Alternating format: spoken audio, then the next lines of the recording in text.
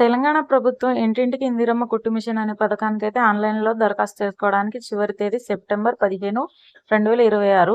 అర్హులైన నిరుద్యోగులు, వెనుకబడిన తరగతి బీసీ మహిళలైతే అప్లై చేసుకోవచ్చు. పథకం కింద 100% సబ్సిడీ ద్వారా 12,000 విలువైన కుట్టు మిషన్స్ అయితే మనకైతే ఇస్తున్నారు.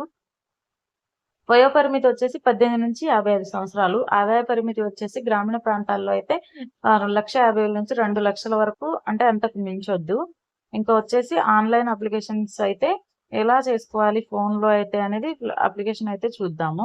TGOBMMS అని సెర్చ్ చేస్తే మనకి ఇలా TGOBMMS అనే సైట్ అయితే వస్తుంది. ఆ సైట్ని అయితే మనం క్లిక్ చేస్తే మనకి అప్లికేషన్ ఆన్లైన్లో ఎలా చేసుకోవాలి అనేది 2, అంటే తెలంగాణ ప్రభుత్వం ప్రవేశపెట్టినటువంటి కొత్తవి పథకాలు ఏవైతే ఉన్నాయో ఇక్కడ గ్రీన్ లో చూపిస్తుంది. అక్కడ మనం చదువుకొని కింద ఉన్న అప్లైయింగ్ ఫర్ ఫ్రీ కుట్టు మిషన్, అంటే ఇంటింటికి ఇందిరమ్మ కుట్టు మిషన్ అనే ఉన్న కింద ఉన్న లింక్ ను క్లిక్ చేసి గూగుల్లోకి వెళ్ళి TGOBMMS అని సెర్చ్ చేస్తే మనకి ఇలా TGOBMMS అని ఒక సైట్ అయితే ఫస్ట్ లో కనబడుతుంది. కనబడప్పుడు దాన్ని క్లిక్ చేస్తే ఇలా 2 వెబ్సైట్స్ అయితే వస్తాయి. గ్రీన్ కలర్ లో చూస్తున్నారు కదా, అవి 2 కొత్త స్కీమ్స్ అన్నమాట. ఇప్పుడు ప్రభుత్వం తెచ్చిన స్కీమ్స్.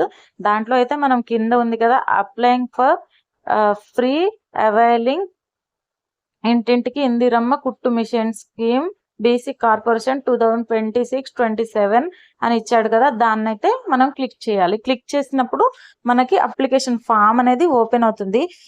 ఫామ్ అనేది ఓపెన్ అయిన తర్వాత మనం ఫోటో సైజ్ అనేది ముందే తగ్గించి పెట్టుకొని ఆ తర్వాత ఈ ప్రాసెస్ లోకి అయితే వెళ్ళండి. ముందైతే మన క్యాస్ట్, అలాగే ఇన్కమ్, రేషన్ కార్డు, అలాగే ఆధార్ కార్డులో సేమ్ ఉన్న నేమ్ ఏదైతే ఉందో అవే తీసుకోవాలి. ఒకవేళ ఇప్పుడు మించిపోయింది ఏం లేదు, ఇంకా 20 days టైం అనేది ఉంది. ఒకవేళ సేమ్ లేకపోతే క్యాస్ట్, ఇన్కమ్ కొత్తది అప్లై చేసుకోండి. అలాగే ఆధార్ కార్డులో కూడా నేమ్ అనేది అప్డేట్ చేసుకొని రెడీగా పెట్టుకోండి. ఎందుకంటే ఈ ప్రాసెస్ అనేది ఇప్పుడు అన్ని చోట్ల జరుగుతుంది. సో మీరు ప్రాసెస్ అనేది తొందరగా చేసుకోవడానికి వీలవుతుంది.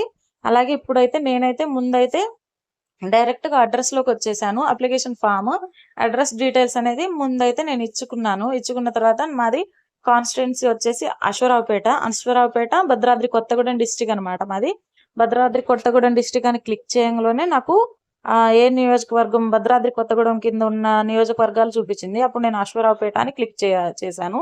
మీది ఏ కాన్స్టిట్యున్సీ అయితే మీరు కూడా అదే కాన్స్టిట్యున్సీ మీద క్లిక్ చేసి ఆ తర్వాత ఏ మండల్ అయితే ఆ మండల్, ఆ తర్వాత ఏ గ్రామ పంచాయతీ అయితే ఆ గ్రామ పంచాయతీ క్లిక్ చేసి పెట్టుకోవాలి.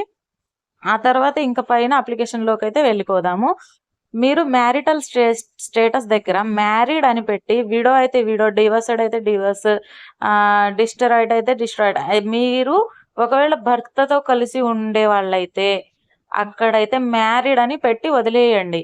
అలాగే కానీ ఇంకా వేరే విడో అంటే వితంతువులు అనమాట, అన్మ్యారీడ్ అంటే మ్యారేజ్ కాని వాళ్ళు, ఇలా అయితే మీరు చూసి పెట్టుకోండి. ఇంకా నెక్స్ట్ వచ్చేసి ఫోన్ నెంబర్ అయితే 2 ఫోన్ నెంబర్లు అయితే ఇచ్చుకోవాలి. ఒకటి ఆల్టర్నేటివ్ ఫోన్ నెంబర్, ఒకటైతే పర్మనెంట్ ఫోన్ నెంబర్. మన స్టడీ గురించి అయితే మనం 5th ఎబో చదువుకున్నామా లేకపోతే బిలో చదువుకున్నామా అనేది మనమైతే ఖచ్చితంగా ఎంటర్ఫియర్ చేయాలి.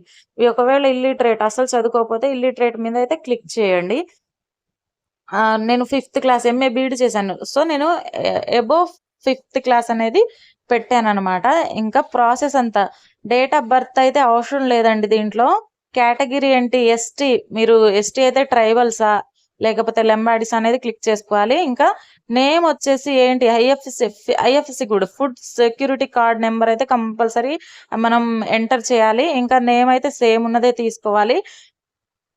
అలాగే క్యాస్ట్ మీద ఉన్న నెంబర్ ఒకటి ఉంటుంది, ఆ నెంబర్. అలాగే ఇన్కమ్ మీద నెంబర్, ఇన్కమ్ వచ్చేసి బిలో 2 lakh అయితే ఉండాలండి. ఇంకా అప్లికేషన్ స్టార్టింగ్ లోకి అయితే వచ్చేసాను. ఇక్కడ full name as per Aadhaar అని ఉంది. ఆధార్లో ఏ పేరు అయితే ఉందో అదే పేరు ఎంటర్ చేయాలి. దాని తర్వాత ఆధార్ కార్డ్ నెంబర్ అయితే క్లియర్‌గా మెన్షన్ చేయండి. మీరు తప్పులు లేకుండా చేస్తేనే మీకు మిషన్ వచ్చే అవకాశం ఉంటుంది. అలాగే ration card, food security card, white card ఎవరికైతే వచ్చిందో తెల్ల రేషన్ కార్డ్ ఉన్న వాళ్ళే దీనికి అర్హులు. వాళ్ళు పేదల కిందకి వస్తారనమాట. ఇంకా ఫుడ్ సెక్యూరిటీ కార్డ్ ఎంటర్ చేసిన తర్వాత మనది అర్బన్ ఏరియా అయితే అర్బన్, రూరల్ ఏరియా అయితే రూరల్ అనేది మనం ఎంటర్ చేయాలి. మాక్సిమం ఈ స్కీమ్ అనేది రూరల్ వాళ్ళకే ఎక్కువగా ఉపయోగపడుతుంది. ఫాదర్ లేదా హస్బెండ్ నేమ్, మీ హస్బెండ్ నేమ్ ఏదైతే ఉంటుందో ఆ హస్బెండ్ నేమ్ అయితే ఎంటర్ చేయండి. తర్వాత మీ సేవ ఇన్కమ్ సర్టిఫికేట్ ఉంటుంది కదా, ఆ సర్టిఫికేట్లో ఉన్న అది పెద్ద అవసరం ఏం లేదు. మీ సేవ సర్టిఫికేట్ అనేది అక్కడ అప్లోడ్ చేయాలనేది ఏమి ఇవ్వలేదండి. మీరు అనవసరంగా కంగారు పడొద్దు. అక్కడ మీ సేవ సర్టిఫికేట్ అని అడిగాడు కదా, క్యాస్ట్ ఇన్కమ్ అడిగాడు కదా, ఇప్పుడు ఎలా అనేది చాలా మందికి డౌట్ వస్తుంది. అది మానిటరీ కాదు, అది అక్కడ ఖచ్చితంగా కావాల్సిన వాడి దగ్గర రెడ్ మార్క్ అయితే ఇచ్చాడు. ఇది ఫోన్‌లో నేను అప్లై చేస్తున్నా కాబట్టి మీకు కొంచెం వీడియో కొంచెం ఇబ్బందిగా అనిపిస్తుందేమో. బ్రైట్‌నెస్ అయితే పెంచి చూడండి, మీకు అప్పుడు అర్థమవుతుంది. మన ఏజ్ ఎంతైతే అంత డేట్ ఆఫ్ బర్త్ మనం అక్కడ ఎంటర్ చేయంగానే మన ఏజ్ అనేది కనబడుతుంది. నా డేట్ ఆఫ్ బర్త్ నేను ఎంటర్ చేశాను. ఎంటర్ చేసిన తర్వాత నాకు 27 ఇయర్స్ అనేది అక్కడ తర్వాత చూయించడం అనేది జరిగింది. ఇంకా నెక్స్ట్ వచ్చేసి ఇంకా నా డేట్ ఆఫ్ బర్త్ వచ్చేసి ఎంటర్ చేయంగానే 27 ఇయర్స్ అనేది ఏజ్ అయితే చూపించేసింది. యాన్యువల్ ఇన్కమ్ అనేది బిలో 1,50,000 అనేది అంటే ఉండాలంట. అది కొంచెం చూసుకోండి. నేను 1,90,000 అని పెట్టాను. నా దగ్గర పాత ఇన్కమ్‌లో అంతే ఉంది. అంత పెడితే అది తీసుకోలేదు. సో, ఇంక నేను తర్వాత తగ్గించి పెట్టాను. తగ్గించి పెట్టిన తర్వాత అప్లికేషన్ అనేది తీసుకుంది. ముందేమో మీ ఇన్కమ్ అనేది 2,00,000 జనరేట్ అవుతుంది. అది ఒకసారి చూసుకోండి అనేసి నాకు మెసేజ్ వచ్చింది. అలా ఇన్కమ్ గినక మీరు 1,50,000 అబోవ్ గనుక పెడితే ఈ స్కీమ్ కింద అర్హులు కాదంట. సో, నేను గూగుల్‌లో కూడా ఒకసారి సెర్చ్ చేశాను. సెర్చ్ చేస్తే నాకు ఇలా చూయించింది. ఇంకా తర్వాత జెండర్ వచ్చేసి ఇది ఫీమేల్‌కే కాబట్టి ఫీమేల్ అని క్లిక్ చేశాను. ఆ తర్వాత మనం మ్యారిటల్ స్టేటస్ అనేది ఖచ్చితంగా ఇచ్చుకోవాలి. మ్యారీడా, డిస్ట్రిబ్యూటా లేకపోతే డివోర్స్‌డా, విడోనా, డిసేబులా అనేది అక్కడ ఇచ్చుకోవాలి. ఒకవేళ హస్బెండ్‌తో కలిసి ఉండేవాళ్ళైతే, బతికున్న హస్బెండ్ ఉన్నవాళ్ళైతే మనం మ్యారీడ్ అనేది పెట్టాలి. విడో అయితే హస్బెండ్ లేని వారైతే విడో అనేది పెట్టాలి. తర్వాత మన మొబైల్ నెంబర్ ఏదైతే ఉందో ఆ మొబైల్ నెంబర్ అయితే ఇచ్చుకున్నాను. మొబైల్ నెంబర్, ఆల్టర్‌నేటివ్ నెంబర్ ఇలా డైరెక్ట్‌గా 2 నంబర్స్ అయితే ఇచ్చాను. అదైతే అయిపోయింది. నేనైతే అడ్రెస్ అనేది ముందే పెట్టేశాను. మీ సేవ క్యాస్ట్ సర్టిఫికేట్ అయితే అందుట్లో ఉన్న నెంబర్‌ని ఖచ్చితంగా మనం ఎంటర్ చేయాలి. మీ సేవ క్యాస్ట్ సర్టిఫికేట్ తెలంగాణదే అయి ఉండాలి. తెలంగాణ వచ్చిన తర్వాత 2014 తర్వాత ఎప్పుడు తీసుకున్నా పర్వాలేదు గానీ, ఆ క్యాస్ట్ అయితే ఉండాలి ఖచ్చితంగా. ఇంకా తర్వాత సెకండ్ నెంబర్ కూడా నేను ఆల్టర్‌నేటివ్ నెంబర్ కూడా ఇంకా ఇచ్చేశాను.